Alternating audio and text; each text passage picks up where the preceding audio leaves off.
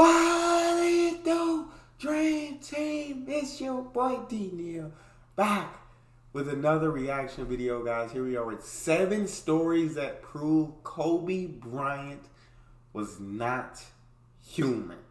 Before we dive in, make sure you subscribe to the channel, ring notification bell, get a video a thumbs up so it gets suggested. You guys got a favorite video suggestion, you can subscribe to Patreon or drop it in the comment section. What we got, Kobe? Kobe Bean Bryant will forever be an inspiration for me. He is the epitome of excellence, and he's greatness personified. What he did on the basketball court was legendary, but what he did off the court will echo in eternity. Today, join me in these 7 stories that prove Kobe Bryant was no mere mortal. Kobe was a monster. First off, I think it's safe to say that Kobe was a borderline psychopath when it came to work ethic, and his obsession to achieve the best version of himself is on a whole nother level. You see, back in 2012, a former athletic trainer of Team USA recalled his crazy encounter with Kobe when he was training. I was invited to Las Vegas this past summer to help Team USA with their conditioning before they head off to London. We first met 3 days before the first scrimmage. We had a brief conversation where we talked about conditioning, where he would like to be by the end of the summer. Then he got my number, and I let him know that if he ever wanted some extra training, he could hit me up anytime. The night before the first scrimmage, I remember I was just watching Casablanca for the first time, and it was about 3:30 a.m. I lay in bed, slowly fading away when I hear my cell ring. It was Kobe. I nervously picked up. Hey, Rob, I hope I'm not disturbing anything, right? No. What's up? Kobe, 3:30 a.m. You disturb his sleep, Cole. Usually. Dude, for regular people, you're disturbing sleep, Cole. Hey, Rob, I hope I'm not disturbing anything, right? No. What's up, Kobe? Just wondering if you could help me out with some conditioning work, that's all. Robert checked his clock and it was 4:15 a.m. He then replied, yeah, sure, I'll see you in the facility in a bit. So right after the call, Robert prepped up for a couple minutes and then he made his way to the gym immediately. Now, here's the part where it gets crazy. When he arrived at the gym and opened the doors, he saw Kobe drenched in sweat as if he had just taken a swim. Robert was surprised to see Kobe like that, and when he checked his watch, it wasn't even 5 a.m. After some conditioning work and training exercises, Robert headed back to the hotel while Kobe stayed by himself to do some shoot-arounds. The reason why Rob had to go was because he was expected to be on the floor again for the 11 a.m. practice session with the rest of the team. That's a pretty normal human thing to do, right? Right. Well, after a short rest, the sleep-deprived Rob woke up, had a small breakfast, and headed once again to the practice facility. When he arrived, he saw LeBron talking to Melo while Coach K was having a chat with KD. Then, on the other side of the court, he saw Kobe shooting jumpers. Curious, Rob went over to Kobe and said, "Good work this morning." Kobe was like, "Huh?" Like the conditioning, good work. "Oh, yeah, thanks, Rob. I really appreciate it. So, when did you finish?" "Finish what?" "Getting your shots up. What time did you leave the facility?" "Oh, just now. I wanted 800 makes, so yeah, just now." That's insane. Is that ridiculous or what? That what? is insane. Anyway, here's another story that proves Kobe is just not a human. I can't believe that, bro. Like, that is definitely borderline psychopathic. Like, I don't know what kind of drive. I don't have that drive in me. I feel like I have a drive to want to succeed, but I feel like it's nowhere near Kobe's. Like, that's crazy. And that was probably a regular thing to him. Or what? Anyway, here's another story that proves Kobe is just not a human. Okay, so when Blake Griffin was still playing for the Clippers, he got selected to be part of the Team USA basketball camp. While in camp, Blake heard a story about Kobe's secret training, and he became curious to see if it was really true. The first night we all got into Las Vegas last summer for the USA basketball camp. I heard Kobe went on some 40-mile bike ride at night through the desert. When I found out about that bike ride, I was tempted to ask him if I could go next time. When Blake revealed the story in the media, lots of people did their own research to confirm if it was legit or not. After some time, reports came out, and indeed, Kobe was biking some 40 miles in the middle of God knows where. Anyway, here's the complete detail of that story. Bryant told his longtime training trainer, Tim Grover, that he wanted to add bike training to his summer conditioning. Grover researched a trail in Las Vegas, rented 3 bikes, one for Kobe, one for himself, and one for Bryant's security guard. And on the night before the first day of practice, they each put on headlamps and headed out to the trail and road. The 40-mile biking story was further confirmed by Tim Grover himself, and according to him, here's how long that particular training took. We finished up around 2 a.m., and we were back in the gym working out by 7:30 in the morning. Oh my God, bro. Aside from his ridiculous work ethic, what makes Kobe not human is his attention to detail. Now, here's what I mean. When Gerald Henderson first visited the Staples Center back in 2010 as a member of the Charlotte Bobcats, he saw Kobe jacking up shots before most people had even arrived in the arena. Seeing Kobe being the first wasn't that surprising, but what caught his attention was that he noticed Kobe was missing shots that he would usually make. Kobe was just as confused as Henderson, and after missing a few more, Kobe stopped and talked to a bunch of the workers in the arena. A few moments later, one of the workers came back with a ladder. Then Gerald finally came over and had a conversation with Kobe. What's going on? Something's wrong with the rim. It's too low. It's a quarter inch too low. Huh? What do you mean? I was missing shots that I don't miss. I'm pretty sure it's low. A quarter of an inch. Fast forward to the end of the game. Gerald approached one of the guys who worked on the rim and asked what was the fuss behind it. Hey man, what was up with the rim before the game? Oh, someone notified us that it was a little lower than regulation, but don't worry, we adjusted it to 10 feet. In other words, Kobe knew the rim was off by a bit, and in addition, he knew exactly how much the rim was off by. Jeez, that's guys. crazy. That's insane, bro. That's insane.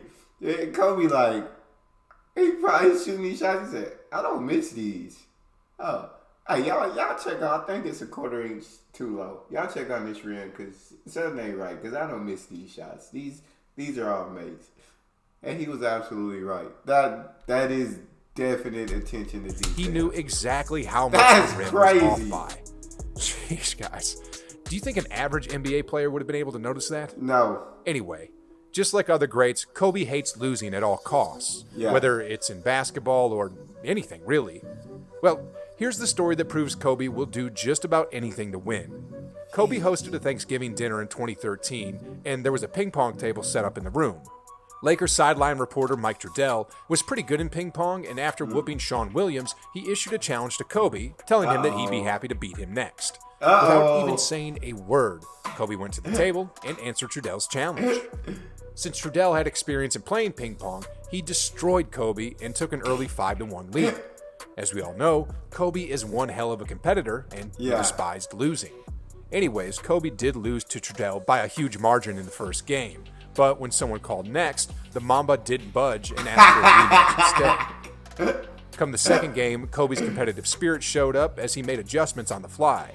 Despite that, Trudell still came out on top, but the final score wasn't as lopsided as the first game. While Trudell thought that Kobe already had enough, he would soon realize that the war had only just begun. Because within the week, word reached Trudell that Kobe Bryant had ordered an official Olympic ping pong table to be delivered to his house. Anyway, guys, let's get on to the next story. Kobe can't stand losing in anything, bro. He probably practiced so hard, too. This man, he's just not okay with it. Well, to be delivered to his house. Anyway, guys, let's get on to the next story. This play here happened in the third quarter of the Lakers matchup against the Pelicans in 2015. You can see here that after the baseline dunk, Kobe was holding on to his right shoulder while grimacing in pain, and as per the injury update, it turned out that Kobe tore his rotator cuff on that drive. Kobe sat out for most of the fourth, but with 5 minutes left and the Lakers down by 13, Kobe got back on the floor with a busted right shoulder and started playing left-handed. This is insane, bro. You gotta be kidding me. Most players would just put on a ice pack and sit out the rest of the game to avoid further aggravating the injury. But in Kobe's case, it was just another day at the office. Though the Lakers would lose the game, we can't deny the fact that Kobe was not human. I mean, he was playing with just one arm. Anyway, throughout his career, Kobe was used to playing hurt on many occasions, and the next story ain't no different. 2 games before the Lakers wrapped up the 2013 season, Kobe was facing off against the Warriors, and midway through the third quarter, this happened. As he has it, spinning in trouble. Oh, I remember that. Other players would ask to be immediately subbed out, but not the great Kobe Bryant. The Mamba refused to be subbed out, and after willing through the pain, his body finally gave out in this possession. struggling. And he still walked off. He recalled his experience at that particular On a torn Achilles. Still walked off, bro. Bro, Kobe is different. He's a different animal. He's a different animal. He recalled his experience at that particular moment, and here's what he said. When I first did it, right there, I was trying to feel if the tendon is there or if it was gone. I realized it wasn't there. I was literally trying to pull the tendon up, so hopefully I could walk and kind of hobble through the last 2.5 minutes and try to play. With a badly torn Achilles, Kobe still limped his way to the foul line and sank 2 free throws before he was taken off the court for good. While he was in the locker room, Kobe shared a heartwarming and inspiring moment when his daughters came by to visit him. I was really tired, man. Just tired in the locker room, upset and dejected and thinking about this mountain, man, to overcome. I mean, this is a long process. I wasn't sure I could do it, but then your kids walked in and you're like, I gotta set an example. Daddy's going to be fine. I'm going to do it. I'm going to work hard and go from there. I love that. From that moment, Kobe kept working his way back to health, and after intense rehab and training, he came back onto the court in a record time of just 8 months, as opposed to the expected recovery time of over a year. Kobe Bryant. Man, a true warrior indeed. Anyway, guys, here's our last and final story, and I'm pretty sure this will blow your mind. Kobe and Corey Maggette developed a close bond when they were part of the now-defunct sports agency called SFX Sports, and the fact that they both trained under Tim Grover. In an interview with The Athletic, Maggette talked about his personal relationship with Kobe and revealed a crazy story about Kobe's preparation for an upcoming season. As far as with Kobe, you just knew that he was different. He was different. I remember the call that I got from Rob and Kobe. Rob called me and said, "Man, you wouldn't believe where I am right now."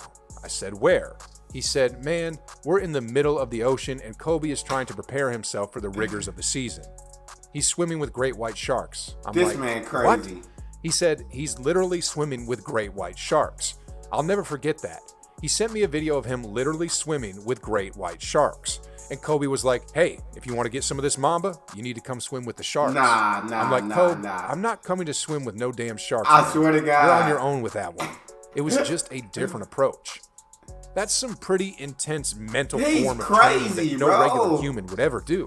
I mean, if Kobe's not afraid of swimming with great white sharks, what's he going to be afraid of on the basketball court? Nothing The on answer earth. is nothing. Anyway, after hearing all this, do you want to hear what's even crazier? Some players on the basketball court actually tried to trash talk Kobe.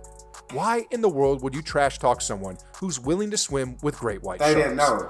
They didn't know. That type of thinking is just beyond me. Anyway, if you want to see what happened to these poor fellas, then click the video right here. And trust me when I say you definitely want to watch this video. Anyway, just click the video, guys. And like always, I'll see you on the other side. That man different, bro. All the hard work, all them insane stories about just, you know what I'm saying, constantly pushing yourself to the limit. First off, that was insane.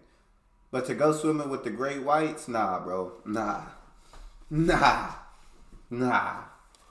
We are definitely not alike. Your mindset is on a completely different level than mine. That's all we got. You guys got a favorite video suggestion, you can subscribe to Patreon or drop it in the comment section. Subscribe to the channel, ring notification bell. Get a video a thumbs up so it gets suggested. Social media, Patreon, all up top. Subscribe to any of that. Put all the links in the description. All you gotta do is hit the link, follow me, talk to me.